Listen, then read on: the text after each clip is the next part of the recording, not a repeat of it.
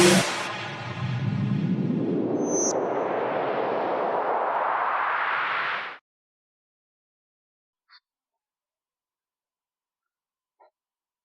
Students, आज की class में एक्सरसाइज 5.2 क्वेश्चन नंबर 8 का डिस्कशन करेंगे।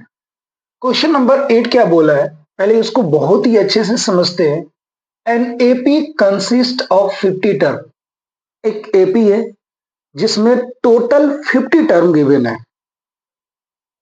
Of which third term is 12, और उस एपी का जो थर्ड टर्म है क्या है, 12 है। And the last term is 106, find the 29th term. अब इसमें एक बात ध्यान से समझना कि ये जो क्वेश्चन है आपको इनडायरेक्टली कंफ्यूज करने की कोशिश किया गया है। क्या बोला है यहां पे, आपको ये बोला है कि एक एपी है जिसका टोटल जो टर्म है वो 50 है, और यहां पे एक वर्ड क्या लिखा है कि लास्ट टर्म जो है वो 106 है। हम आप दिमाग लगाओ एक बार, इसको मैं एक एग्जांपल से आपको बता रहा हूं कि मान लो बहुत सारे बच्चे हैं जो प्रेयर के लिए खड़े हैं, और मैं उसमें बोलूं कि 50 बच्चे खड़े हैं लाइन में। ठीक है, 50 बच्चे लाइन में खड़े हैं, और मैं ये बोला हूं कि लास्ट लाइन में, लास्ट रो में जो बच्चा खड़ा है उसका नाम राहुल है। अब राहुल लास्ट में खड़ा है, और मैं ये भी बोल रहा हूं कि टोटल बच्चे 50 है, तो 50वां बच्चा कौन हुआ? 50वां बच्चा हुआ राहुल। सेम उसी तरीके से ये भी क्वेश्चन में बोला गया है कि एक एपी है जिसमें टोटल 50 टर्म है और लास्ट टर्म क्या है, 106। इसका मतलब ये हुआ कि इसका 50 टर्म जो अपने को गिवन है वो गिवन है 106। अब ये दो वर्ड को देख करके जो बच्चे होते हैं वो कंफ्यूज हो जाते हैं, और आपको कंफ्यूज नहीं होना है। आप बस क्वेश्चन को 2 या 3 बार ध्यान से पढ़ोगे, आपको ऑटोमेटिक समझ में आएगा। तो इसमें क्या बताया गया है कि एपी का जो 50 टर्म है वो क्या है, 106। अब देखो यहां पे भी फॉर्मूला अप्लाई करेंगे अपन, N equal to A plus N minus 1 into D.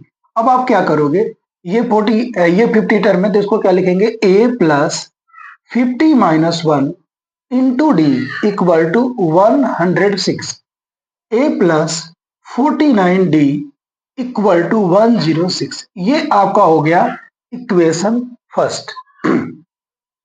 यानी कि यहां पे जो 50 टर्म हुआ अपना क्या हो गया, 106, ये 50 टर्म हो गया। और सेकेंड कंडीशन भी इस क्वेश्चन में गिवन है कि थर्ड टर्म इज 12।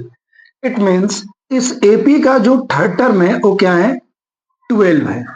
तो क्या हो जाएगा आपका a प्लस, मैं इसको डायरेक्टली लिखता हूं, a plus 2d equal to 12। अब यहां पे भी देख रहे हो, मैं यहां पे भी आप देख रहे हो कि दो इक्वेशन बन रहा है। अब ये दो इक्वेशन बन रहा है तो आप क्या करोगे, इक्वेशन सेकेंड में से इक्वेशन फर्स्ट को आप सब्ट्रैक्ट करो। अब देखो क्या करेंगे, subtract subtract equation second from equation first. तो ये आपका हो जाएगा a plus 2d equal to 12, a plus 49d equal to 106। जैसे ही आप इसको आप सब्ट्रैक्ट करोगे तो नीचे वाला जो अलजेब्रिक एक्सप्रेशन है क्या होगा, उसका साइन चेंज हो जाएगा। ये हो गया आपका माइनस, ये भी हो गया आपका माइनस, ये भी हो गया आपका माइनस। तो a से a कैंसिल, 2 में से 49 को आप माइनस करोगे तो ये आएगा माइनस 47d, और 106 में से 12 को आप माइनस करते हो तो कितना आ जाएगा, माइनस 94। माइनस से minus cancel, d equal to आपका होगा 94 बाई 47। 47 से ये कैंसिल हो गया 2 टाइम्स में, यानी कि इस एपी का जो कॉमन डिफरेंस आपका आएगा वो क्या आएगा, 2 आएगा। अब क्या करना है आपको कि इस d की वैल्यू को, आपके ऊपर डिपेंड करता है, आपकी मर्जी करे तो आप इक्वेशन फर्स्ट में पुट करो, आपकी मर्जी करे तो इक्वेशन सेकेंड में पुट करो। हम देखो यहां पे क्या लिखेंगे, d equal to putting in equation first. अब इक्वेशन फर्स्ट में आप d की जगह पे क्या पुट करोगे, 2। ये आपको क्या, a plus 49 into 2 equal to 106। तो ए प्लस 49 टू जा क्या होता है 98 equal to 106। A equal to आपका क्या हो गया 106 माइनस 98। तो ए इक्वल टू आपका क्या हो गया 8। तो आप यहाँ पे देख सकते हो कि जो ए की वैल्यू आ गई यानी कि फर्स्ट टर्म जो एक्स्ट्रा आ गया इस एपी का क्या आया 8। इसका कॉमन डिफरेंस क्या आया हुआ है 2। अब अपने से पूछा क्या अपने से पूछा है फाइंड द 29th टर्म। इस एपी का 29th टर्म क्या होगा। अब देखो क्या करेंगे नाउ 29 टर्म पूछा है। ए 29 इक्वल टू हो गया ए प्लस 29 माइनस 1 इंटू डी। अब आप क्या करोगे ए की जगह पे क्या पुट करोगे 8 प्लस 29 माइनस 1 क्या हो गया आपका 28 इंटू डी की वैल्यू क्या है 2।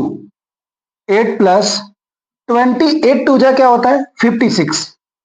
अब 56 में आप 8 को प्लस करो तो ये आपका आ गया 64 और 64 इस क्वेश्चन का क्या हो गया आंसर हो गया। इट मींस इस एपी का जो 29 टर्म होगा वो क्या होगा 64 होगा। देखो बेसिकली क्वेश्चन में क्या करना होता है कि सबसे पहले आप क्वेश्चन को अच्छे से समझो। समझने के बाद ये पता लगाओ कि क्वेश्चन में कौन सी ऐसी वैल्यू है जो गिवन है उसको क्लियरली लिखो। उसके बाद ये पता लगाओ कि क्वेश्चन में पूछा क्या गया है। अगर ये दो चीजें पता कर लोगे आप तो आपका जो क्वेश्चन है वो 90% लगभग लगभग ये समझो कि सॉल्यूशन उसका हो गया। बाकी उसको अब करना ही बच गया। तो प्लीज मैं आपसे रिक्वेस्ट कर रहा हूं कि आप क्वेश्चन को ध्यान से पढ़ो।